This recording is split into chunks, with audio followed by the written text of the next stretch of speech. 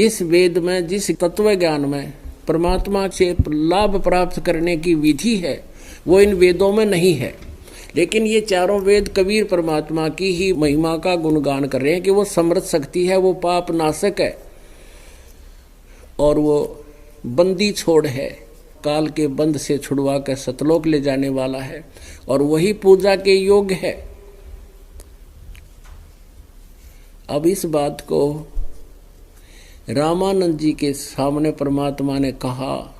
स्वामी रामानंद ब्राह्मण पंडित ने वेदों को देखा, स्वीकार किया कि आप सही कह रहे हो, हमारी तो बुद्धि खत्म कर रखी थी इस काल ने, हमें तो वेदों का कै खे भी पता नहीं था। वो भी ब्राह्मण था, उसने बात को स्वीकारा और इस बात का असर हुआ उस पर जो दुखी आत्मा था। छोटी उम्र के थे, परमात्मा उस समय लीला कर रहे थे और एक जुलाहा जाति में, और इस रामानंद जी के छक्के छुड़ा दिए तो वो पुण्य आत्मा जो ब्राह्मण दुखी था वो प्रभावित हुआ। तो फिर रामानंद ने संकेत कर दिया, भाई इनसे पूछ लो, यही आपका कल्याण कर सकते हैं, मेरे बस का नहीं। तब परमात्मा ने कहा कि इन वेदों के ज्ञान से मेरी जानकारी तो हो सकती है लेकिन मेरे पाने का विधि इसमें नहीं है। तब परमेश्वर ने कहा कि मैं तुझे दीक्षा दूंगा, मेरा नाम ले मेरे से, और नाम लेने के बाद कोई तुझे ये कहेगा तू ब्राह्मण होकर के जुलाई से नाम ले लिया, तेरे मन में हीन भावना आ गई, तेरा दूना कैर टूट जाएगा तेरे घर, या तो नाम मत ले। तो वो दुखी हो रहा था ने बोला, जी मैं तो कति मरा पड़ा हूँ और मेरा उद्धार करो मेरे मालिक। नाम ले लिया। अब जैसे आपको कनेक्शन मिल गया बिजली का, आपके पंखे मोटर ठीक है तो डूंडा उठा देगा, तो आप अपने आप को साफ सोच रखो मालिक के आने के लिए, उसमें बाधा मत बनने दो, किसी देवी देवता को आगे मत अड़ने दो कि उसने कदे छोड़ दे, वो हानि कर दे, फलान कर दे। उन्होंने तो देही तोड़ रखी है हमारी, सब पता आपको कितना सुख दे रखा है उन्होंने, और ना वो दे सकते, आपको दुख भी नहीं दे सकते, वो सुख भी नहीं दे सकते, क्योंकि आपके प्रारब्ध में जो लिखा वही दे सकते हैं। और ये समर्थ परमात्मा आपके प्रारब्ध में पाप को नाश कर सकता है। अभी कुछ दिनों में कल्याण हो गया उस ब्राह्मण का, दुखी का, यानी और भी अन्य सभी जातियां परमात्मा से प्रभावित हुई, सुखी हुई, गुणगान करने लगे, तो उसमें कौन पीछे रहेगा? जब पता लग गया हमारा ये कल्याण इससे होना है,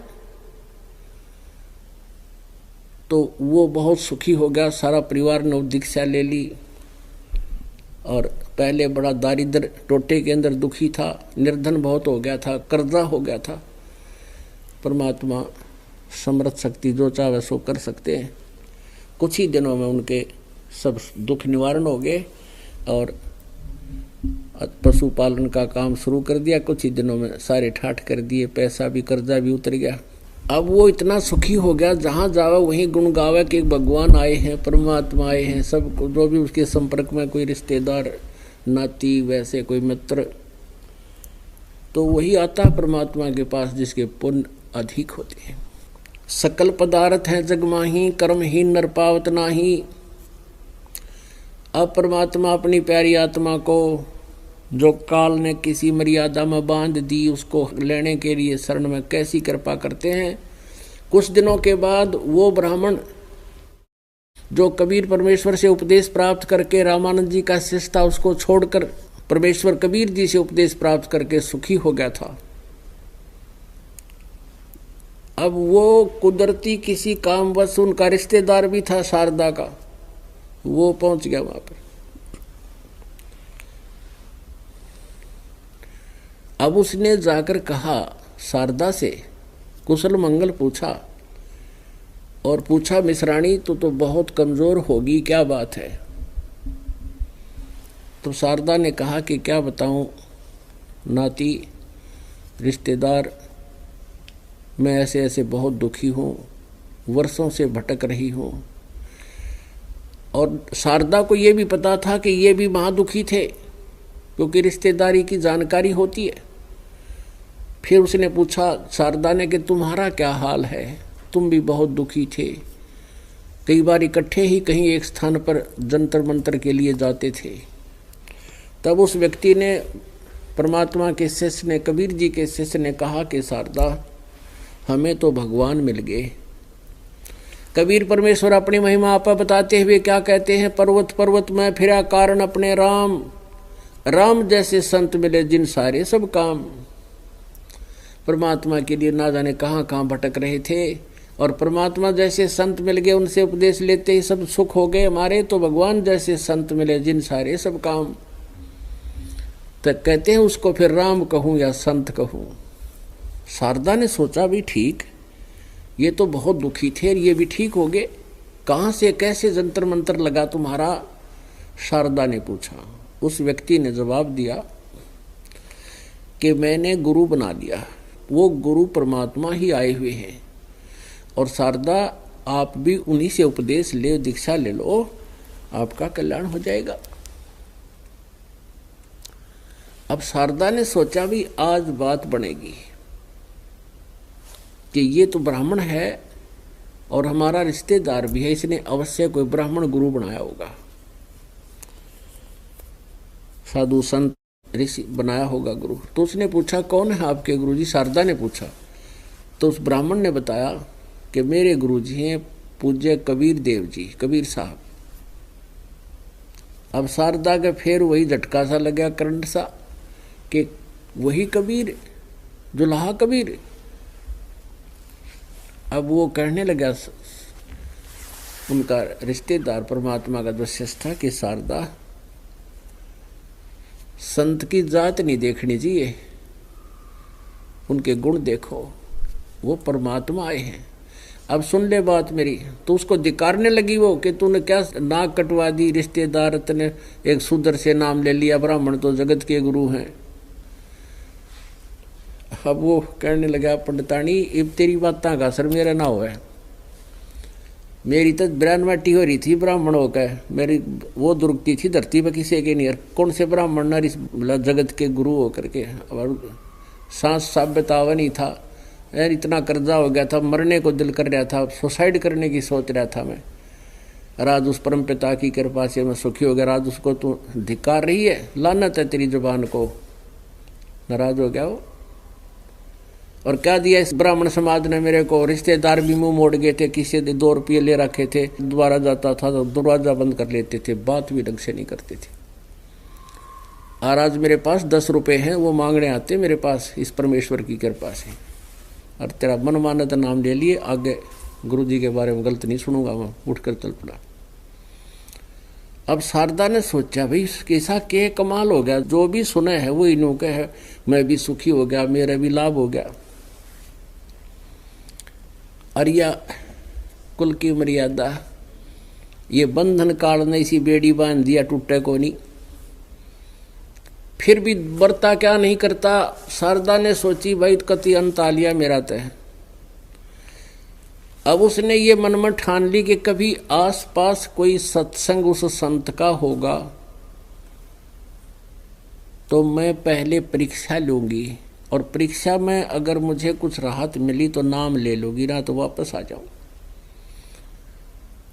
अब कहते हैं परमात्मा अंतर्यामी सारी जानते हैं, जिस आत्मा को शरण में लेना ही लेना है। अब क्या हुआ, कुछ दिनों के बाद उसी के पड़ोस में किसी गरीब के यहाँ सत्संग रख दिया भगवान ने। आसपास सभी के घर निमंत्रण दिया जाता है कि हमारे यहाँ सत्संग होगा, हमारे गुरुजी आएंगे, आप भी आइयो यार सुनना, सत्संग सुनना। शारदा को पता चला कि कौन गुरु आ रहे हैं, कि कबीर गुरु आ रहे हैं, परमेश्वर कबीर गुरु आ रहे हैं। उसने सोची अब बढ़ेगी बात। आज रात्रि के समय का सत्संग होता था। शारदा ने सोचा कि मैं पल्ला करके मुंह पर घूंघट काट के जाऊंगी, और यदि मुझे आशीर्वाद देते ही मैं ठीक होगी तो नाम ले लूंगी, ना तो वापस आ जाऊंगी। मैं किसी के पहचान में नहीं आऊंगी कौन है ये। शाम का समय था, सत्संग की तैयारी होगी। एक जोत जगाया करते थे भगवान के सत्संग में, खड़ी जोत, अमर जोत। वही रोशनी का भी काम करती थी और हवन का काम भी करती थी, हवन यज्ञ का, दीपक का काम भी वही करती थी। तो सभी श्रोता आ रहे थे। परमात्मा कबीर जी सामने आसन पर विराजमान थे, प्रणाम कर रहे थे, अपना अपना स्त्री पुरुष अलग अलग स्थान ग्रहण कर रहे थे। अब शारदा आई, घूंघट काट गया, ऊपर पल्ला करके पूरा मुंह ढक के, और सब के पीछे 5-7 औरतों के झुंड में मिलकर ऐसे ऐसे चरणों में सिर रखा, परमात्मा के जैसे अन्य रख रही थी। परमेश्वर ने उसके सिर पे हाथ रखा, आशीर्वाद भरा जैसे सबके रख रहे थे। उसी समय शारदा के शरीर से जैसे कोई ऐसी वस्तु निकल गई जो उसे परेशान कर रही थी, यानी वो पाप कट गया, एकदम शरीर हल्का फुल्का हो गया और समझ गई कि सचमुच ये तो भगवान है। उसी समय परमेश्वर ने उन्हीं अक्षरों में कहा कि हे सर्वानंद की माँ ब्राह्मणी, आज दानक के पास क्यों आ गई, तेरी बेइज्जती हो जाएगी। आई तो वह न्योथी कोई पछाना नहीं का, और परमात्मा अंतर्यामी कहाँ सच छुपाएंगे हम मूर्ख। तो उसी समय उसने पल्ला फेंक दिया ऊपर से और चरण पकड़ दिए, भगवान माफ कर दो मुझ पापन को। परमात्मा में बहुत नीच थी, इसी कारण से कष्ट पा रही थी, मैं आपकी निंदक हो गई थी, मुझे क्षमा कर दो। परमात्मा बोले बैठ जा, यो तो एक रोग कट्या है तेरा, और जीवन में तो बहुत संकट है, और अगले जन्मों का तो पता नहीं, तुझे बाहर भर रखा बहुत गणा। अब सारे पाप कटेंगे, एक एक नहीं। फिर जब आदमी को ऐसा सुख हो जाता है, फिर वो बैठ कर सत्संग भी सुनता है, आनंद भी आता है, और संत की पूरी सब बातों पर विश्वास भी दृढ़ होता चला जाता है। फिर परमात्मा ने फिर सत्संग सुनाया उस रात्रि में। कोटि जन्म तन भर मत होगे, कुछ ना हाथ लग्या रे, कुकर सुकर खरबया बोरे, कौआ हंस बुगारे। कोटि जन्म तू राजा की, न्या मिटी न मन की आशा, भिक्षुकों के दर दर घूम लिया, मिला न निर्गुण रासा। मन तू चल रे सुख के सागर, जहाँ शब्द सिंधु रत्नागर। परमात्मा अपनी महिमा आप ही बता रहे हैं कि तू सुख के सागर चल, और यहाँ तो तूने असंग जन्म हो गए भटकते और भरमते को। सुख का सागर किसे कहते हैं उसको डिफाइन किया है, शंखों लहर मेहर की उपजे, कहर नहीं जा कोई, दास गरीब अचल अविनाशी, सुख का सागर सोई। जिस लोक में जिस स्थान पर जहाँ आप जाओगे, जैसे गीता जी अध्याय नंबर 18 के श्लोक नंबर 62 में कहा है कि अर्जुन तू सर्वभाव से उस परमेश्वर की शरण में जा, उसकी कृपा से तू परम शांति को और सनातन परम धाम को प्राप्त होगा। तो परम शांति कैसी है? शंखों लहर मेहर की उपजे, कहर नहीं जा कोई, दास गरीब अचल अविनाशी, सुख का सागर सोई। जैसे कभी कभी एकांत में बैठे हों, आत्मा में एक ऐसी हिलोर उठती है, वो लहर आती है, कोई भी बुरा सा नहीं लगता, सबके प्रति मेहर भर जाती है, दया भर जाती है, लेकिन वो होती है थोड़ी सी देर की। उसके बाद फिर कैर टूट जाते हैं, वो ऐसा करना था, वैसा करना था, उसको ऐसे कर दूंगा, उसने ऐसा कैसे हो गया, फलाना हानि होगी, वो लाभ हो गया।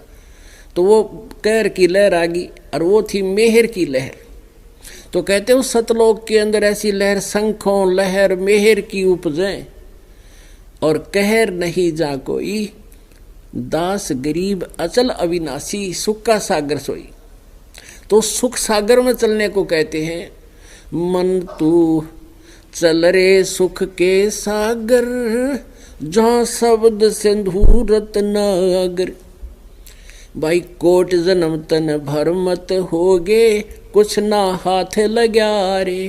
कोट जन्म तन भर मत होगे, कुछ ना हाथ लग्या रे। कुकर सुकर खरबया बोरे, कौआ हंस बुगारे। मन तू चल रे सुख के सागर, जहाँ शब्द सिंधु रत्नागर। कोटि जन्म तू राजा की न्या, मिटी न मन की आशा।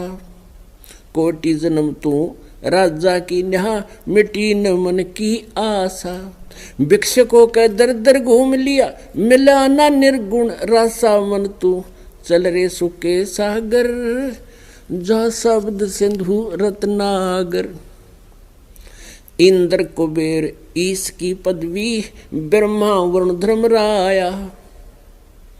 इंद्र कुबेर ईश की रे पदवी ब्रह्मा वरुण धर्मराया।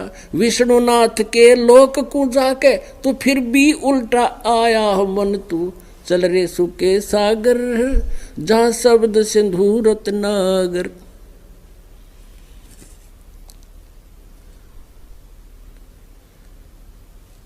असंग जन्म तन मरत्या होगे जीवित क्यों ना मरे रे। असंग जन्म तन मरत्या होगे जीवित क्यों ना मरे रे। द्वादश मध्य महल मठ बोरे बोहर ना दे धरो रे बन तू। चल रे सुके सागर जहाँ शब्द सिंधु रत्नागर। दो जग भीष्ट सभी तैं देखे राजपाट के रसिया। दो जग भीष्ट सभी तैं देखे राजपाट के रसिया। तीन लोक से तरपत नाही यो मन भोगी खसिया मन तू। चल रे सुके सागर जहाँ शब्द सिंधु रत्नागर। भाई सतगुरु मिले तो इच्छा मिटे पद मिल पदे समाना। सतगुरु मिले तो इच्छा मिटे पद मिल पदे समाना। चल हंसा उस लोक पठाऊं जो आदि अमर अस्थाना मन तू। चल रे सुके सागर जा शब्द सिंधु रत्नागर। चार मुक्ति जहाँ चंपी करती माया हो रही दासी। चार मुक्ति जहाँ चंपी करती माया हो रही दासी। दास गरीब अभय पद पर से वो मिले राम अविनाशी मन तू। चल रे सुके सागर जहाँ शब्द सिंधु रत्नागर। उसके बाद शारदा ने अपने पुत्र सर्वानंद को कई बार समझाने की चेष्टा की, बेटा तेरे को वेद ज्ञान नहीं है। अब सर्वानंद हंसकर टाल जाता, माता जी आपको क्या पता, आपने बड़ा विद्वान पुरुष हो, सबको पराजित कर दिया है। तो एक दिन सर्वानंद के मन में क्या इच्छा हुई, यानी सर्वानंद अपनी माँ की बातों को टाल देता था, उसको नाराज भी नहीं करता था और ये भी नहीं पूछा कभी कि तेरा गुरु कौन है। ये कहती रहती थी बेटा तू उपदेश ले ले, मैं ठीक होगी, मैं स्वस्थ होगी, बड़े संत आए हैं, परमात्मा हैं, लेकिन वो टाल जाता था। और शारदा बड़ी दुखी होती थी, देख काल के मुंह में जा गए मेरा लड़का, बड़ा फिर विद्वान, चारों वेद गोट लिए और कह खाएगा पता नहीं इनको वेदों में लिखा क्या है, गोटने से थोड़ा इसमें क्या लिखा ये समझना चाहिए। नहीं मान रहा था। एक दिन सर्वानंद के मन में आया कि मैंने सभी अपने साथ के सभी विद्वानों को पराजित कर दिया, मैं अपना नाम सर्वाजीत रखवा लेता हूँ अपनी माँ से कह करके, तो सबको ये पता लग जाएगा। सर्वजीत माने सबको जीता हुआ, यानी सब पर विजयी। एक दिन उसने अपनी माता से कहा सर्वानंद ने कि माता जी मेरा नाम आप सर्वाजीत रख दो, मेरा नाम बदल दो, चेंज कर दो। माँ ने कहा बेटा सर्वानंद के बुरा नाम है, ये भी तो बहुत अच्छा नाम है। तब उसने बताया कि माताजी मैंने सब विद्वानों को पराजित कर दिया है, सब पर विजय पाली है, और मैं चाहता हूँ मेरा नाम सर्वजीत रख दो, सब ने पता लग जाए कि ये हो सर्वजीत जिसने सबको जीत लिया। तो उसकी माता कहने लगी बेटा तू मेरे गुरु को पराजित कर दे, मैं तेरे को सर्वजीत नाम रख दूंगी बेटा, नहीं तो मैं तो ना रखूँ तेरा नाम सर्वजीत। उसने पूछा कौन है आपका गुरु, कि वो कबीर, परमेश्वर कबीर देव, कबीर जी। के माता जी कौन कबीर, वो धानक दुल्हा, क्योंकि कबीर साहब उनसे भी टकराते रहते थे। अरे माता वो तो अशिक्षित है, वो क्या जाने वेदों और गीता और पुराणों के बारे में, उसको तो अभी गया अभी आया, अभी पराजित कर देता हूँ। अब सर्वानंद जी लेकर बैलों के ऊपर पूरे सब सदग्रंथ रखा करता था, सारे पुराण वेद गीता सब लेकर चल पड़ा। आगे जुलाहों की कॉलोनी में पहुंचा। वहां एक लड़की जो मृतक जीवित की थी परमात्मा ने, वो अपनी बेटी के रूप में रखी थी, कमाली। वो लड़की 15-16 वर्ष की थी। कुएं पर जल भर रही थी। दोपहर का समय था, जून का महीना, उत्तर प्रदेश। और ब्राह्मण जी जा रहा शिखर दोपहर में। अब वहां परमात्मा ने ऐसी रजा बख्शी, उसके प्यास कसूती ला दी, जबरदस्त प्यास लगा दी सर्वानंद को। और उधर से ब्राह्मण 5 मिनट जल ना मिले तो प्राण पखेर उड़ जा, ऐसी सती थी आगे। सामने लड़की जल निकाल रही थी दानकों के कुएं से। कहने लगा, बेटी जल पिलाना, जान निकली जा रही है। उस कमाली ने बाल्टी लाकर उसकी तरफ कर दी। उसने ऐसे करके सर्वानंद ने जल पी लिया। अब जल पी लिया, जब सोचा ये तो दानकों का कुआं था, जुलाहों का, कहीं कोई देखता तो नहीं है तुझे, ब्राह्मण शूद्रों के कुएं का पानी पी लिया। अब जुलाहों की कॉलोनी में विद्वान पंडित आ जा, सभी देखने निकल जाते, अपने घरों से बाहर देख रहे थे, ये कैसे आ गए, जैसे गांव में हाथी आ जाया करे, सब देखा करो खड़े होकर। तो ऐसे देख रहे सभी जुलाहों की कॉलोनी वाले, सभी अपने चौपड़ियों से निकल कर। उसने देखा आज तो इज्जत का नाश हो गया। तो कहता है, लड़की ये किसका कुआं था, कौन सी जाति का है? तो कमाली ने कहा, श्रीमान जी जुलाहों की कॉलोनी में पंडितों का तो हो नहीं सकता। जुलाहों की कॉलोनी में जुलाहों का कुआं होता है। ए लड़की, तूने पहले क्यों नहीं बताया मुझे? लड़की ने बोली, पेट भर गया, तेरा ही बात आ गई पंडित जी, तेने पहले क्यों ना पूछा? जब जानती तू कैसा पंडित है, तेरी जान निकलने वाली थी तो जान गया कि तेरी तो कोई नहीं बात बनी। कहने लगे, लड़की यहाँ कबीर का घर कहाँ है बेटी, तुझे मालूम है? वो जान गई कि ये मेरे पिताजी से, मुँह बोले पिताजी थे परमात्मा कबीर जी। उस लड़की के वचन से जीवित कर रखी थी वह बेटी, वचन की बेटी थी। वो लड़की ने सोचा भी, वो खसेगा मेरे पिताजी के साथ जाके। कहने लगी, ठीक है आजा पंडित जी, मेरे साथ साथ आजा, मैं आपको कबीर जी का घर बता दूंगी। अब पंडित जी चल पड़े। लड़की जल्दी जल्दी जाके अंदर पहुंच गई और जाके कहा, पिताजी ऐसे ऐसे एक ब्राह्मण आ रहा है, आपको पूछ रहा है और बैलों के ऊपर ना सारे शास्त्र रख रहा है, लगता है आपके साथ कोई वाद विवाद करने आया है। परमात्मा बोले, बेटी कोई बात नहीं, बुले आओ, अगर अपने घर आता है तो लाओ आदर के साथ। वो लड़की वापस गई मटका उतार के, तो सर्वानंद सामने खड़ा, बाहर बैल लिए और कहा कि लड़की क्या कबीर का घर यही है? कहा जी, कबीर जी का परमेश्वर का घर यही है, आ जाओ ब्राह्मण, अंदर बैठे, भगवान अंदर बैठे।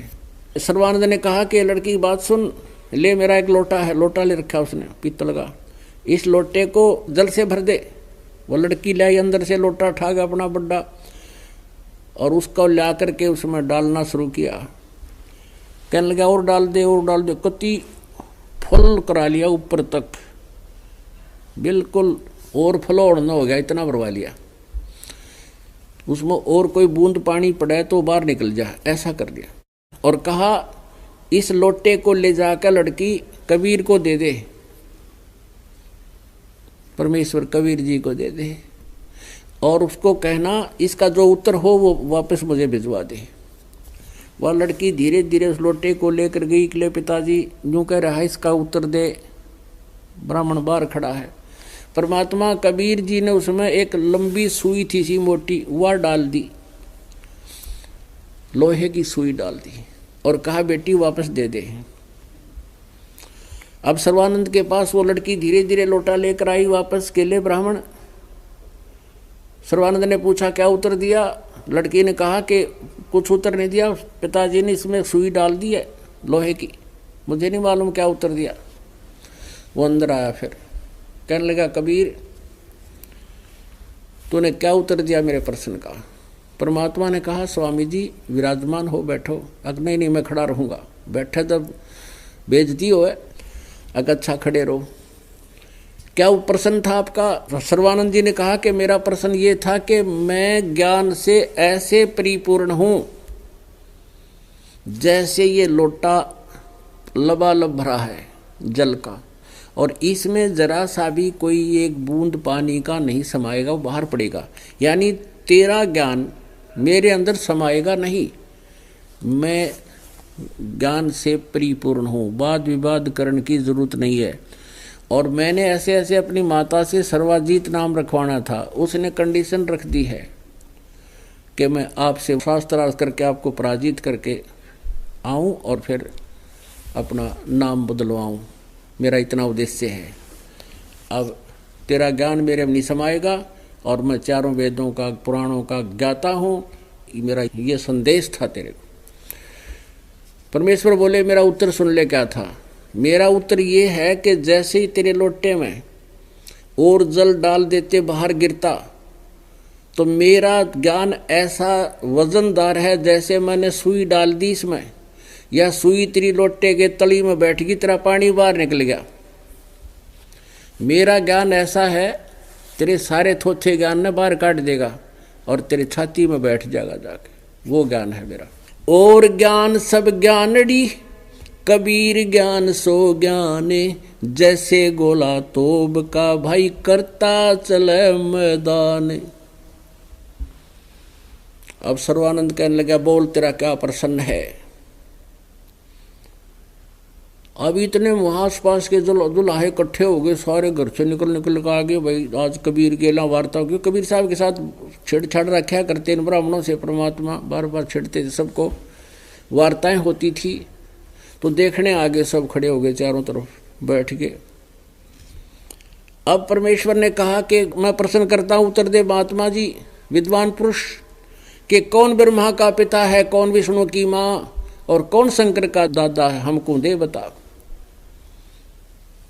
अब सर्वानंद कहता है ये तो अजर व अमर है, इनके कोई माता पिता नहीं है, सर्वेश्वर है, महेश्वर है, ये अजन्मा है, ये सर्वशक्तिमान है। देखो रे लोगों इसकी अकल मारी गई है, ये ब्रह्मा विष्णु महेश के माता पिता बता रहा है। तब परमेश्वर ने कहा सर्वानंद आप शास्त्रार्थ करने आए हो तो शास्त्रों का आधार मानो। हाँ जी बोलो। कि देवी पुराण निकालो और तीसरा सकंद निकालो, शिव पुराण निकालो, रुद्र संहिता निकालो और देखो उसमें क्या लिखा है। ये नासवान है, इनकी जन्म मृत्यु होती है, दुर्गा इनकी माता है, ज्योत स्वरूपी निरंजन ये काल इनका पिता है। और उसने निकाली, पढ़ा, पढ़ के देख लिया, बात है तो यूं का तू, लेकिन बेइज्जती वहां रहता और कोई पढ़ नहीं सकता। पढ़ ब्राह्मण सकते हो संस्कृत ने, वो सब पता था उसको, कोई पढ़ नहीं सकता। यहाँ पर कहने लगा झूठ बोलता है, झूठ बोलता है, ऐसा कहीं नहीं लिखा है। और फिर और संस्कृत शुरू कर दी, कोई गोडरा खेते, कोई उपनिषद, संस्कृत में बोलता रहा, डटा नहीं डटा। तो उसमें सारे अनपढ़ दुल्हे बैठे बोले बाले, और वो संस्कृत बोला, और सभी दुल्हाओं ने ताली पीट दी, वाह सर्वानंद जीत गया, जीत गया, जीत गया। जो संस्कृत बोला वो जीत गया।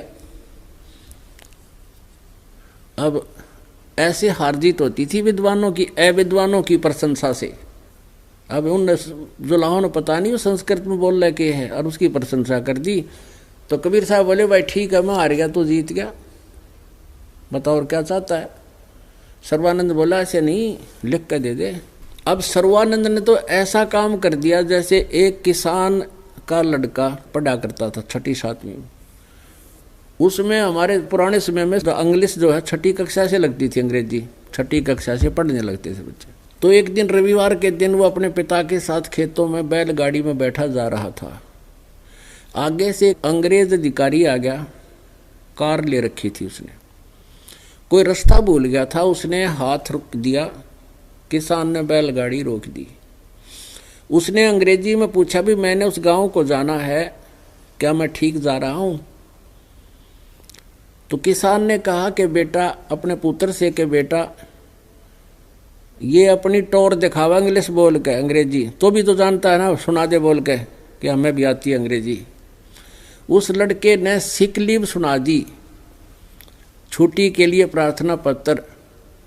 अब वो अंग्रेज तो पूछ रहा था गाँव का रास्ता, और वो किसान का लड़का सुना रहा है sick leave to the headmaster, I beg to say that I can not come to school, please grant me 1 day leave, yours faithfully. अब उस अंग्रेज ने माथे माथ मारा कि पूछता रहा हूँ रास्ता, वे ऑफ विलेजर सुना रहा सिक लीव, माथे मारा, मूर्खत बाला पड़ गया, वो चल पड़ा। किसान ने अपने बेटे की कमर थपथपाई, वाह बेटा वाह, तने अंग्रेज हरा दिया इंग्लिश बोल के। लड़का कहता पिताजी अभी तो मुझे माई बेस्ट फ्रेंड और याद था, यो कार छोड़ के भाग जाता, वो सुन लेता था। तो ऐसा था वो सर्वानंद। परमात्मा प्रश्न कर रहे हैं ब्रह्मा विष्णु महेश के माता पिता बता, और वो सुना रहा है सिक लीव, और उसी को शाबाशी मिल गई, वाह वाह वाह सर्वानंद जीत गया, वाह सर्वानंद जी। अब परमात्मा के पास तो सारे हथियार थे। अब पंडित जी कहने लगा मैं जीत गया तू हार गया। परमात्मा बोले हाँ भाई मैं हार गया तू जीत गया। अब बता क्या चाहता है कि लिख कर दे दे, मेरी माँ वैसे नहीं मानेगी। परमेश्वर ने कहा भी मैं तो अक्षर ज्ञान है नहीं, मैं अनपढ़ हूँ, तू लिख ले, अंगूठा ला दूंगा। सर्वानंद ने लिख लिया। सर्वानंद शास्त्रार्थ में जीत गया, कबीर साहब पराजित हुआ, और नीचे अंगूठा लगा दिया कबीर साहब का, चल पड़ा। आके अपनी माँ से कहने लगा ले माता, उसने जाते हाथ मार ली मेरे सामने, ये लिख के दे दिया। माता ने कहा बेटा पढ़ के सुना क्या लिखा है इसमें। उसमें क्या लिखा पाया कि शास्त्रार्थ में सर्वानंद हार गया, कबीर साहब विजयी हुए। अब उसकी माँ ने कहा अरे तू हार का है तो कहता नहीं माता जी मेरे लिखने में गलती रह गया, फिर लिखवा के लाता हूँ। फिर लिखवा के ला, दूसरी बार फिर गया लिखवा लिया, लिखवा के सही लावे, वहां के पढ़े उल्टा पावे। सर्वानंद हार गया, कबीर साहब जीत गए। अब सच्चाई तो थी आए। उसकी माँ बोली रे तू नींद में है क्या? कहा माँ मैं नींद में हूँ, अब के लिख के लाऊंगा ठीक। और फिर लिख के लाया, वही लिख के तो ठीक ही लाया था, कोई बालक थोड़ा ही था वो। और आके उसने सोचा कि बिजली पड़े है, माँ के पास जाते ही ये उलट सुलट हो जाए। उस घर में प्रवेश करते करते उस पर नजर नहीं हटाई। माता जी सुनाऊं सुनाऊं। कहा भाई सुना। वो सुनाने लगे, वो अक्षर चेंज हो गया, उसकी आँखें का गए, वो तो मुंह खुला का खुला रह गया। उसकी माँ बोली रे बोलता कोई ना, पढ़े बैठ गया नो का नो। वो तो एकदम अचंभित हो गया कि वो तो पहले तो सोचा था गलती लागी हो शायद मेरे, तो आँखें का आगे उलट पुलट होते दिखे, पेट पकड़ के बैठ गया, कलेजा पकड़ लिया। उसकी माँ बोली रे क्या हो गया बेटा बोल, वो तो है विद्वान है। तब उसका पसीना आ गया, पानी पिया एक गिलास खूब। और तब उसकी माँ बोली बेटा भगवान आ रहे हैं वह, और तेरा कल्याण हो जाए बेटा, मेरी आत्मा रो रही है काफ़ी दिनों से, तेने कह खाएगा पता नहीं वेदों और गीता और पुराणों का, हर विद्वान पाक रह क्यों दुनिया को भ्रमित किए बैठा है। सिर पकड़ के बैठ गया और मैं बोला माता जी सही कह रहे हो आप, वो तो विद्वान के, वो तो भगवान आ रहे हैं माता, सारे वेदों सदग्रंथों को जानते हैं, लेकिन मैं अपने अभिमान वश मान नहीं रहा था माता जी। आज इस लीला ने मेरा जो है ना भ्रम तोड़ दिया, और माता मुझे उपदेश दिला दो, मुझे शर्म लगेगी, अकेले के जाते हैं, आप मुझे साथ ले चलो। अब सर्वानंद को उसकी माँ लेकर गई, गुरुदेव के चरणों में डाल दिया। बेटा मेरी आत्मा खुश हो जाएगी, तेरा कल्याण हो जाएगा, नाम ले लिया। अब उसके बाद बाकी ब्राह्मण वर्ग उस सर्वानंद के विरोधी हो गए, तन नाक कटवा दी, इसको जाते घेर दो।